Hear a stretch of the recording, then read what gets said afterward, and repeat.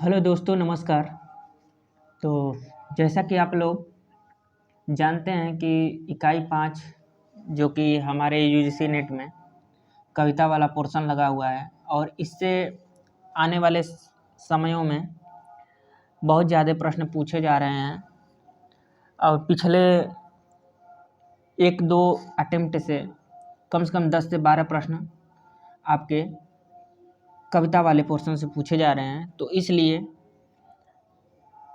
ये ध्यान में रखते हुए कि आपको किन किन चीज़ों की ज़रूरत है जिससे कि आप परीक्षा में सफलता प्राप्त कर सकें, और कविता वाले पोर्शन को लेकर के बहुत लोग उपेक्षित रहते हैं, इससे दूर ही रहते हैं लोग, जबकि इससे ज़्यादा बेनिफिट मिलता है।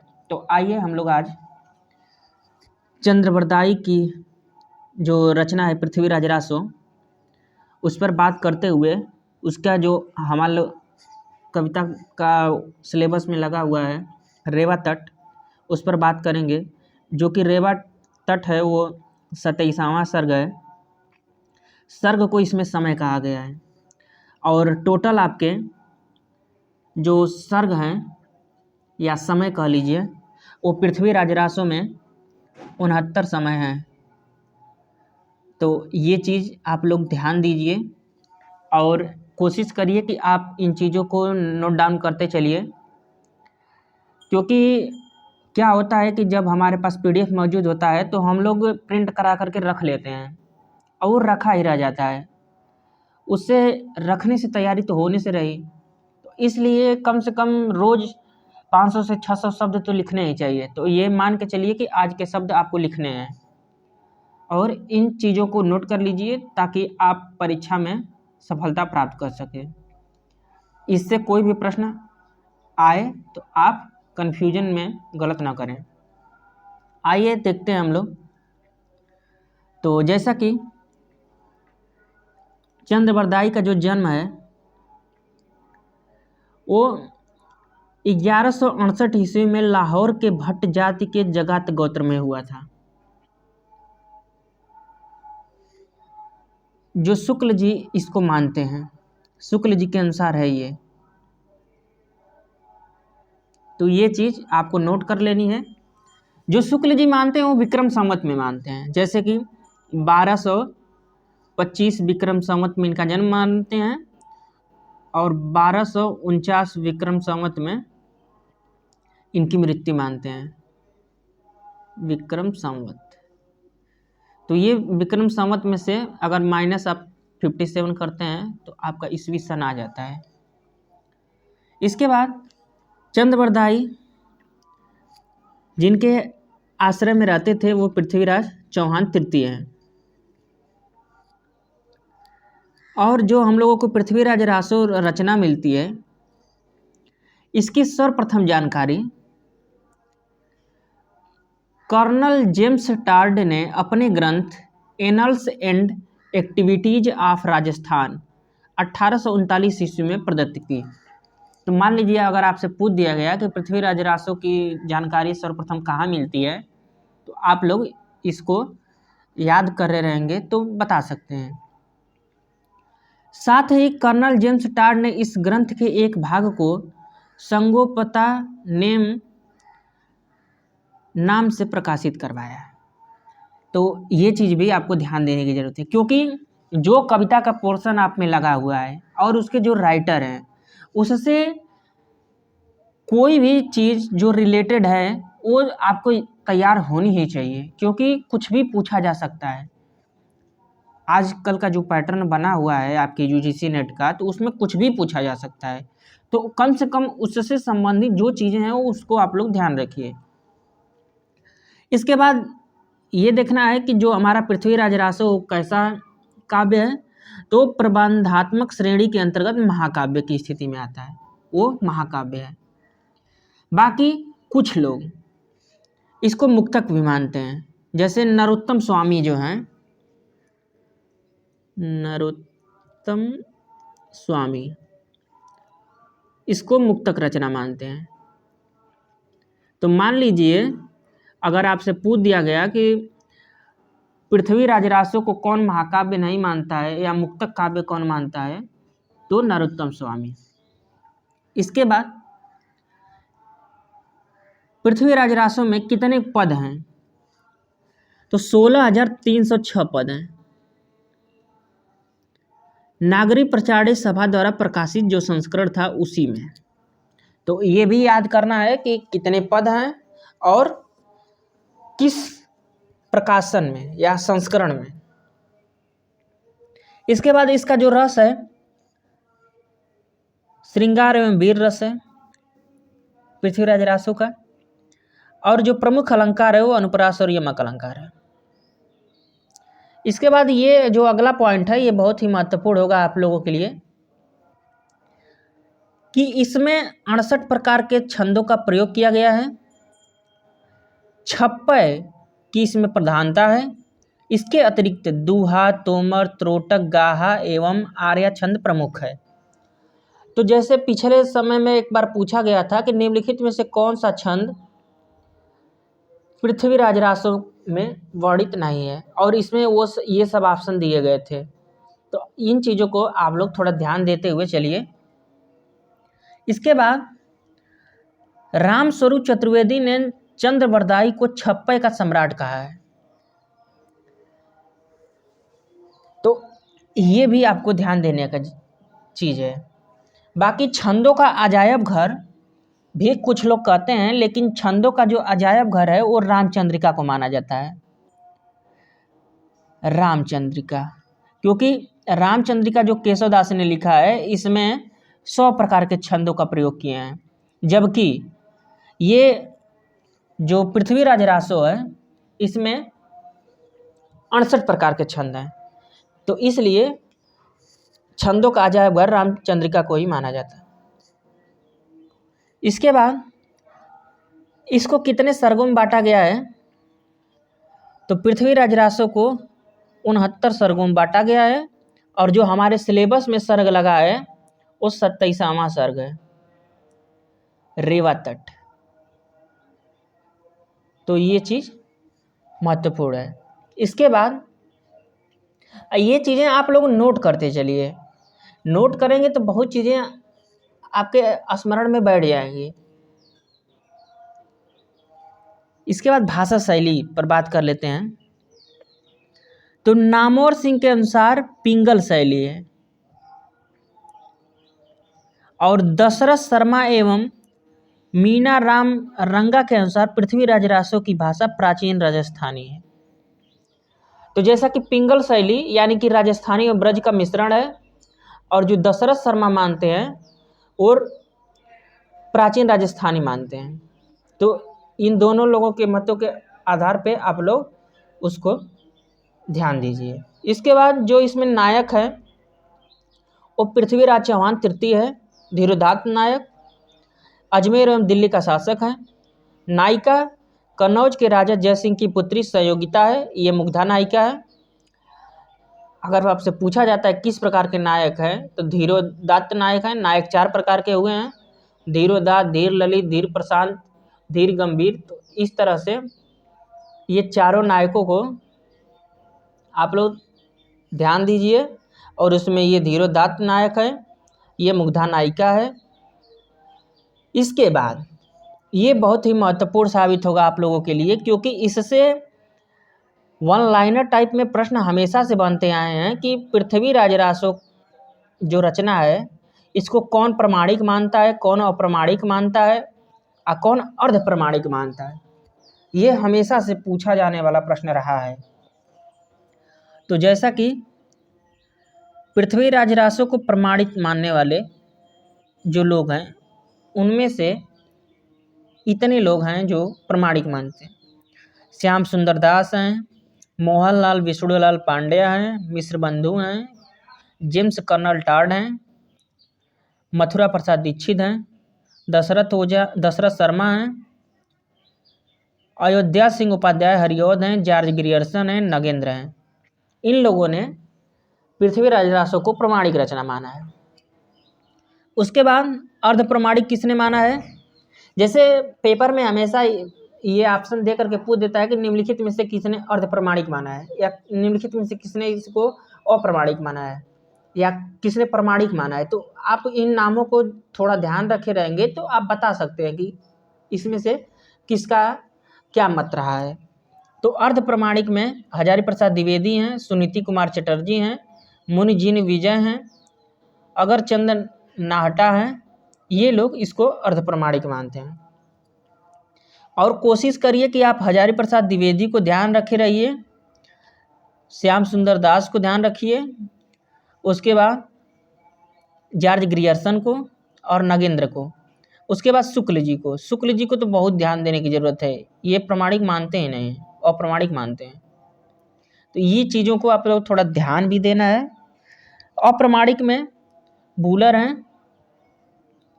बूलर महोदय ने सर्वप्रथम 1857 ईस्वी में जयानक कृत पृथ्वीराज विजय के आधार पर पृथ्वीराज रासो को अप्रमाणिक माना है। जयानक ने एक पृथ्वीराज विजय नाम से रचना की थी, उसी के आधार पर ये इसको अप्रमाणिक मानते हैं। उसके बाद गौरीचंद हीराचंद ओझा भी अप्रमाणिक मानते हैं, मुरारी दान, उसके बाद श्याम लदान, मुंशी देव प्रसाद, मोतीलाल मेनारिया, रामचंद्र शुक्ल, ये लोग पृथ्वीराज रासो को अप्रमाणिक मानते हैं। बाकी और लोग प्रमाणिक या अर्ध प्रमाणिक मानते हैं। उसके बाद एक चीज़ इम्पोर्टेंट ये भी है कि जो पृथ्वीराज ये चंद्रबरदाई हैं, इनके बचपन का नाम कभी कभी पूछ देता है। तो इनके बचपन का जो नाम था पृथ्वी भट्ट था, पृथ्वी भट्ट बल्ला। ये थोड़ा आप लोग नोट कर लीजिए, ये चंद्रबरदाई का बचपन का नाम था।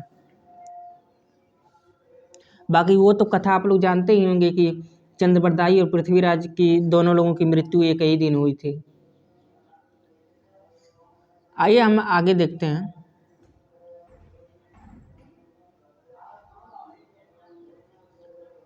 इसके बाद पृथ्वीराज रासो को किन किन नामों से लोगों ने अग्रहित किया, उनको भी हम लोग देख लेते हैं।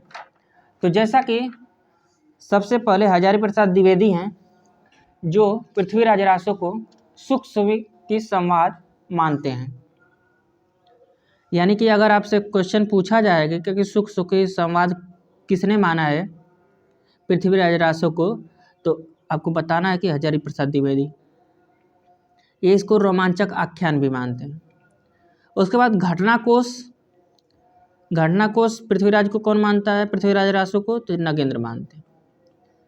उसके बाद स्वाभाविक विकासशील महाकाव्य बाबू गुलाब राय, विशाल वीर काव्य बाबू श्याम सुंदर दास, और ये शुक्ल जी हैं, इनकी मान्यता तो बहुत जरूरी है। ये भट्ट भड़ंत एवं जाली ग्रंथ मानते हैं। यानी आपसे अगर एग्जाम में पूछा जाए कि पृथ्वीराज रासो को जाली ग्रंथ किसने माना है, तो आपको बताना है कि शुक्ल जी ने पृथ्वीराज रासो को जाली ग्रंथ माना है। इसके बाद माता प्रसाद गुप्त, इनका मत है कि उक्त श्रृंखला या छंद श्रृंखला इसको मानते हैं। नित्यानंद तिवारी पंवारा या रोमांचक आख्यान मानते हैं। तो ये चीज़ें आप ध्यान दीजिए। इसमें ज़्यादा महत्वपूर्ण आपके लिए ये हो जाएगा कि सुख सुखी संवाद कौन मानता है, उसके बाद ये भट्ट भड़ंत एवं जाली ग्रंथ कौन मानता है। ये दोनों बहुत ही इम्पोर्टेंट होंगे क्योंकि इससे प्रश्न बनते रहे हैं। इसके बाद रासो शब्द की उत्पत्ति से संबंधित मतों को भी आपको ध्यान देना है, क्योंकि मान लीजिए एग्जाम में देकर के पूछ दिया गया कि रसायन शब्द से रासो की उत्पत्ति किसने माना है, या रासक से रासो की उत्पत्ति किसने माना है। तो आप कभी इससे कंफ्यूज ना हो और इन चीज़ों को आप लोग ध्यान देते रहिए और इससे रिलेटेड क्वेश्चन गलत ना होने पाए। तो जैसा कि हजारी प्रसाद द्विवेदी जो है वो रासक से रासो शब्द की उत्पत्ति मानते हैं। रासक, रास, रासा, रासो, ये विकास क्रम है। उसके बाद शुक्ल जी रसायन से मानते हैं, और वो भी विसल देव रासो में आए पद के आधार पर। गारसा दत्तासी राजसूय से या राजसू से मानते हैं रासो शब्द की उत्पत्ति। दशरथ शर्मा रास से मानते हैं। श्यामलदान काशी प्रसाद जायसवाल रहस्य से मानते हैं। हिंदी शब्द सागर नागरिक प्रचारी सभा के आधार पर। हरप्रसाद शास्त्री राजयश से इसकी उत्पत्ति मानते हैं। तो आप लोग ये ध्यान दीजिए कि रासक से कौन मानता है, रसायन से कौन मानता है, राजसूय से कौन मानता है, रास से कौन मानता है, रहस्य, राजयश, इन सब से रासो शब्द की उत्पत्ति कौन मानता है। ये देखिए, आप ही को याद करना है और आप ही को एग्ज़ाम देना है। आप एग्ज़ाम टाइम में आपको कोई बताने नहीं आएगा। अगर आप कंफ्यूज हैं तो आप मान के चलिए क्वेश्चन गलत करके ही आएंगे। तो इसलिए आप लोग इसको ज़रूर ध्यान दीजिए और इसको याद कर लीजिए। इसके बाद आइए हम लोग देख लेते हैं कि जो पृथ्वी राजरासों की प्रतियां प्राप्त हुई हैं उसके अनेक संस्करणों में कितने कितने पद मिले हैं, कितने सर्ग मिले हैं, इन चीज़ों को भी देख लेते हैं। तो जैसा कि 4 प्रकार के संस्करण मिले हैं, जिसमें बृहद संस्करण है, मध्यम संस्करण है, लघु संस्करण है, लघुत्तम संस्करण है। बृहद संस्करण में आपके 69 सर्ग हैं और 16,306 छंद हैं। और ये जो मिला है वो नागरिक प्रचारी सभा के द्वारा मूल प्रति 1585 ईस्वी में हस्तलिखित है, जो उदयपुर संग्रहालय में सुरक्षित की रखी गई है। मध्यम संस्करण, इसमें 7,000 छंद हैं और ये 17वीं शताब्दी में लिखित आबोहर बीकानेर में सुरक्षित है। लघु संस्करण 19 सर्ग हैं, 3,500 छंद हैं, ये भी बीकानेर संग्रहालय में सुरक्षित है। लघुत्तम संस्करण 1,300 छंद हैं। दशरथ शर्मा मूल रासो इसी संस्करण को स्वीकृत करते हैं। तो ये संस्करण है, इतने इतने इसमें सर्ग और छंद हैं, ये चीज़ भी आप लोग ध्यान दीजिए। उसके बाद कुछ विशेष चीज़ों पे हम लोग बात कर लेते हैं।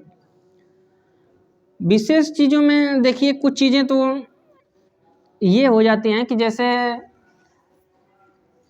पृथ्वीराज और से संबंधित और कुछ चीज़ें चंद्रबरदाई से संबंधित। तो चंद्रबरदाई का जैसे क्या है ना कि इनके मित्र, मतलब पृथ्वीराज रासो के बहुत ही अजीज मित्र थे और इनके साथ युद्ध क्षेत्र में रहते हुए ये जो रचनाएं लिखे हैं एक सेनापति के रूप में थे। जैसे कि पृथ्वीराज के 3 प्रधानमंत्री थे, प्रधानमंत्री इनके 3 थे, नोट कर लीजिए आप लोग। प्रधानमंत्री जिसमें आपका कैमास था, उसके बाद राम सिंह पुरोहित थे, राम सिंह पुरोहित और चंद्रबरदाई।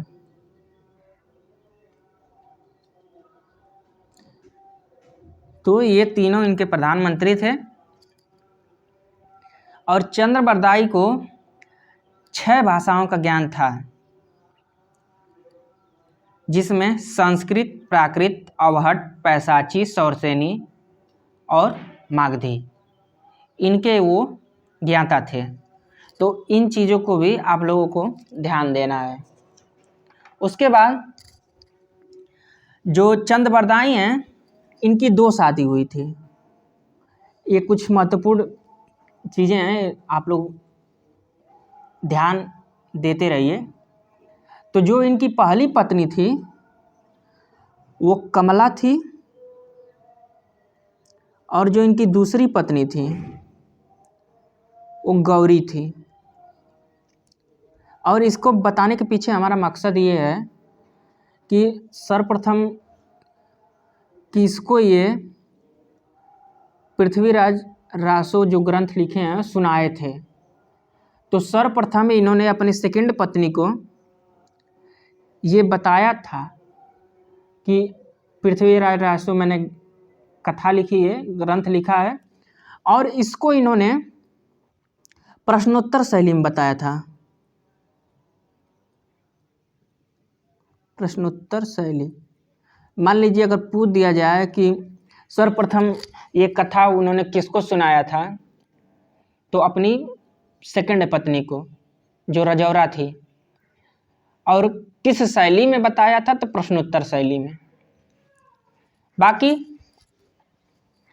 चंद्रबरदाई के कुल 11 पुत्र थे, 11 संतान थी, पुत्र नहीं कह सकते हैं, संतान थी, जिसमें 10 गो पुत्र थे और 1 पुत्री थी। और जब पृथ्वीराज गजनी देश जा रहे थे, गज्जन देश, तो वहाँ पर जाने से पहले उन्होंने अपने जो चौथे नंबर का पुत्र था जल्लड़, उसी को उन्होंने पृथ्वीराज रासो ग्रंथ सौंप करके गए, और जल्लड़ ने ही पृथ्वीराज रासो को पूरा किया था। ये भी प्रश्न बनता रहा है कि किसने पृथ्वीराज रासो ग्रंथ को पूरा किया, तो जल्लड़ ने पूरा किया। और ये मत भी है कि पुस्तक जल्लड़ हथ दे चली गज्जन नृपकाज, तो ये भी आप लोग देख लीजिए, लिखा हुआ है कि पुस्तक जल्लड़ हथ दे चली गज्जन नृपकाज। तो ये बहुत मतलब सही कथा है। इसके बाद जो चंद्रबरदाई हैं उन पर जालंधरी देवी का इष्ट था, इस जिनकी कृपा से ये अदृश्य काव्य की रचना कर सकते थे। तो मान लीजिए अगर पूछ दिया गया कि किस देवी का इष्ट था, तो जालंधरी देवी का, जालंधरी देवी। तो ये चीज़ें भी आप लोग नोट डाउन कर लीजिए, ये आपके लिए शायद महत्वपूर्ण साबित हो जाए। मान लीजिए अगर एग्ज़ाम में पूछ दिया जाए तो आपको कोई दिक्कत ना हो। आइए हम लोग महत्वपूर्ण चीज़ों को देख लेते हैं। तो जैसा कि विशेष में हम लोगों ने इन चीज़ों को देखा, और ये विद्वान मानते भी हैं कि इन्होंने अंतिम अवस्था में जल्लड़ को ये अपनी किताब दे करके गए थे। उसके बाद कुछ आगे और भी महत्वपूर्ण चीज़ों को हम लोग देख लेते हैं। तो जैसा कि मोहनलाल विष्णुलाल पांड्या ने पृथ्वीराज रासो की प्रामाणिकता सिद्ध करने के संदर्भ में नए संवत आनंद संवत की कल्पना की। मान लीजिए अगर किसी ने पूछ दिया कि आनंद संवत की कल्पना किसने की, तो मोहनलाल विष्णुलाल पांड्या ने। और ये विक्रम संवत से 90 से 91 वर्ष आगे चलता है। अगर हम आनंद संवत को स्वीकार कर लेते हैं तो पृथ्वीराज रासो की समस्त घटनाक्रम इतिहास सम्मत जान पड़ता है। तो ये चीज़ भी आप लोग के लिए बहुत महत्वपूर्ण होगी। उसके बाद द्वारिका प्रसाद सक्सेना, ये पृथ्वीराज रासो के कथानक भारतीय सूर सामंतों की वीरता, शौर्य संपन्न विजय एवं पराक्रमपूर्ण गौरव गाथा से अंशुयुत मानते हैं। रामचंद्र शुक्ल, ये चंद्रबरदाई को हिंदी के प्रथम महाकवि मानते हैं, और इनकी रचना पृथ्वीराज रासो को हिंदी का प्रथम महाकाव्य। तो प्रश्न बनते ही रहा है, नॉर्मल प्रश्न बन जाते हैं कि हिंदी का प्रथम महाकाव्य कौन सा है, हिंदी के प्रथम महाकवि कौन से हैं, किसने हिंदी का प्रथम महाकवि चंद्रबरदाई को माना है। तो ये चीज़ें ध्यान देने की हैं। उसके बाद अगला पॉइंट है कि मिश्रबंधु मानना है कि हिंदी का वास्तविक प्रथम महाकवि चंद्रबरदाई को ही माना जाता है। अगर इस तरह से स्टेटमेंट आता है तो आपको बताना है कि ये मिश्रबंधु का स्टेटमेंट है। इसके बाद आगे है कि बच्चन सिंह के अनुसार, बच्चन सिंह जो हैं वो पृथ्वीराज रासो को राजनीतिक महाकाव्य मानते हैं। अगर मान लीजिए आपसे एग्जाम में पूछा जाता है कि पृथ्वीराज रासो को राजनीतिक महाकाव्य कौन मानता है, तो बच्चन सिंह। और ये राजनीति की महाकाव्यात्मक त्रासदी भी मानते हैं, ट्रेजेडी। तो बच्चन सिंह इसको ट्रेजेडी भी मानते हैं, ये चीज़ भी आपको ध्यान देने की है। उसके बाद रामचंद्र शुक्ल भाषा की कसौटी पर कसते हैं तो और भी निराश होना पड़ता है, क्योंकि वह बिल्कुल बेठिकाने है, उसमें व्याकरण आदि की कोई व्यवस्था नहीं। अगर ये स्टेटमेंट दे करके जैसे एग्जाम में आपसे पूछा जाए कि ये किसका स्टेटमेंट है, तो ये शुक्ल जी का स्टेटमेंट है। और बेठिकाने इनका शब्द हमेशा से रहा है, ऐसा माना जाता है, मान सकते हैं, बेठिकाने की भाषा है, ऐसा कहा जा सकता है। ऐसे जब शब्द आए तो ये मान के चलिए कि शुक्ल जी बोल रहे हैं। इसके बाद आगे है जो नामवर सिंह मानते हैं कि रासो मानव जीवन की विविध परिस्थितियों भावनाओं का महासागर है। यही वह विशेषता है जिससे युग के सभी काव्यों में रासों को सर्वोपरि स्थान दिया गया है। निश्चय ही आपको यह उस युग की सांस्कृतिक परिस्थितियों एवं तथा पूर्व परंपराओं का बृहद कोश है और मध्ययुगीन भारतीय समाज का एक काव्यात्मक इतिहास, बृहद कोश के नाम से संबोधित करते हैं आपके नामवर सिंह।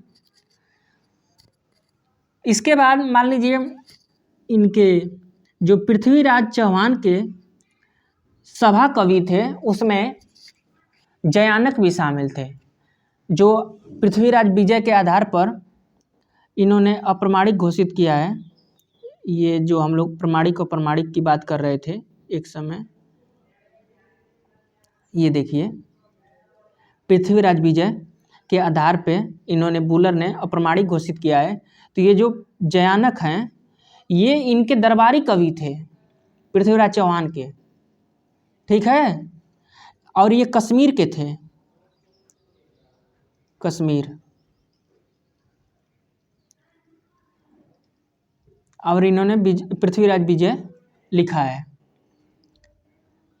और पृथ्वीराज रासों में एक चीज़ और वर्णन मिलता है जो आपके लिए बहुत इंपॉर्टेंट साबित हो सकता है, वो है कि पृथ्वीराज रासों में आबू के यज्ञ कुंड से 4 क्षत्रिय कुलों की उत्पत्ति बताई जाती है। जो आबू है, माउंट आबू, वहाँ के यज्ञ कुंड से, यज्ञ कुंड से 4 क्षत्रिय कुलों की उत्पत्ति बताई जाती है। क्षत्रिय कुल,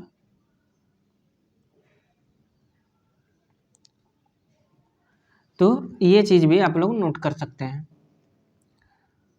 उसके बाद एक अंतिम समय में ये चीज़ आप लोग ध्यान दीजिए कि जब आपके पृथ्वीराज द्वारा जब शब्दवेदी बाण चलाते समय चंद्रबरदाई द्वारा जो पंक्ति बोली गई थी वो बहुत ही महत्वपूर्ण है, उसको भी आप लोग लास्ट में नोट ही कर लीजिए। 8 बांस 36 गज अंगुल अष्ट प्रमाण, ता ऊपर सुल्तान है मत चूके चौहान। इसको भी आप लोग नोट कर लीजिए, लिख दे रहे हैं। 8 बांस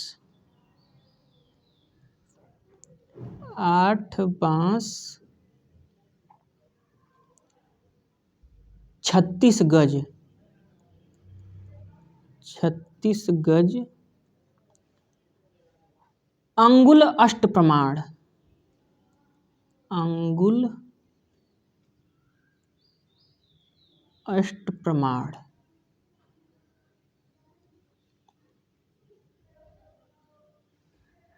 ता ऊपर सुल्तान है, ता ऊपर सुल्तान है मत चूके चौहान, मत चूके चौहान। जब पृथ्वीराज की दोनों आंखें निकाल लिया था मोहम्मद गोरी, तो उस समय चंद्रबरदाई ने बताया था, ये पृथ्वीराज शब्दवेदी बाण में चलाना जानते थे, तो चंद्रबरदाई ने उनको बताया था कि सुल्तान कहाँ पे बैठा हुआ है, तो उन्होंने बताया कि 8 बांस 36 गज अंगुल अष्ट प्रमाण, ता ऊपर सुल्तान है मत चूक चौहान। तो ये पंक्ति आपके लिए महत्वपूर्ण होगी। तो दोस्तों, यहाँ तक देखने के लिए आपका बहुत बहुत धन्यवाद। हम आशा करते हैं कि ये सेशन आपके लिए इम्पोर्टेंट साबित होगा। आप प्रश्नों को बखूबी तैयार कर लेंगे और एग्ज़ाम में सफलता प्राप्त करेंगे। नमस्कार। हम लोग फिर मिलेंगे अगले कवि अमीर खुसरो को लेकर के, और खुसरो की पहेलियाँ और मुकरियाँ हमारे सिलेबस में लगी हुई हैं, तो उस पर हम लोग बात करेंगे। यहाँ तक देखने के लिए आपका धन्यवाद।